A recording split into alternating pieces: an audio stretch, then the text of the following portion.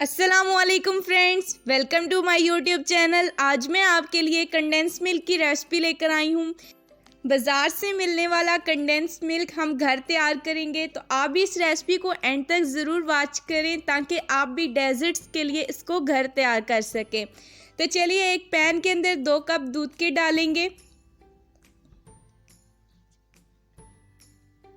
दूध डालने के बाद अब हम इसको 1 से 2 मिनट के लिए पका लेंगे। Half cup powder sugar add करेंगे। मेरे पास पाउडर शुगर थी, अगर आपके पास दानेदार चीनी है तो आप वो भी ऐड कर सकते हैं। अब चीनी को अच्छी तरीके से हम मिक्स करेंगे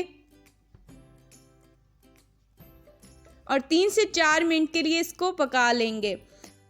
3 मिनट इसको पकाने के बाद मिल्क पाउडर ऐड करेंगे। किसी भी कंपनी का आप ले सकते हैं, मैंने नीडो का लिया है।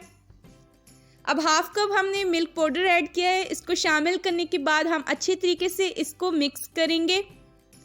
बिल्कुल भी यहाँ पर हमने गुठली नहीं बनने देनी। साइड से हम साथ साथ दूध को उतारते जाएंगे और उसको भी अच्छे तरीके से मिक्स करेंगे। कंडेंस मिल्क आप घर बहुत आसानी के साथ बना सकते हैं। कोकोनट बॉल्स के लिए, डेजर्ट्स के लिए, खीर में भी इसका बहुत ज़्यादा इस्तेमाल किया जाता है और भी बहुत सारी रेसिपीज़ में इसका इस्तेमाल किया जाता है। तो आप भी इसको घर बनाएं। तो अब हम इसको 7 से 8 मिनट के लिए पका लेंगे। तब तक आपने इसको पकाना है जब तक ये गाढ़ा नहीं हो जाता।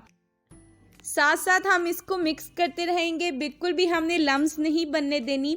व्यूअर्स, अगर अभी तक आपने मेरे चैनल को सब्सक्राइब नहीं किया तो सब्सक्राइब कर लें, साथ ही साथ बेल आइकन को ज़रूर प्रेस करें। इससे मेरी आने वाली हर एक नई वीडियो का नोटिफिकेशन आपको मिलता रहेगा।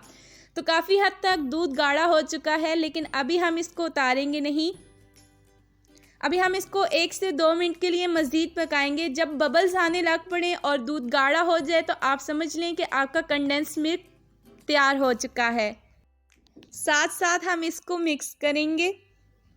देखिए, अब बबल्स आना शुरू हो चुकी हैं और दूध भी हमारा गाढ़ा हो चुका है।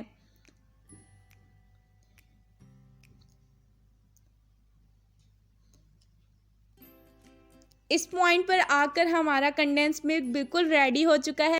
इस तरीके से जब बबल्स बनना स्टार्ट हो जाएं तो आप फ्लेम को ऑफ कर दें। हमारा कंडेंस मिल्क तैयार हो चुका है। अब आप इसको इस पॉइंट पर अच्छे तरीके से मिक्स कर सकते हैं ताकि अगर कोई भी लम्स है तो वो मिक्स हो जाए।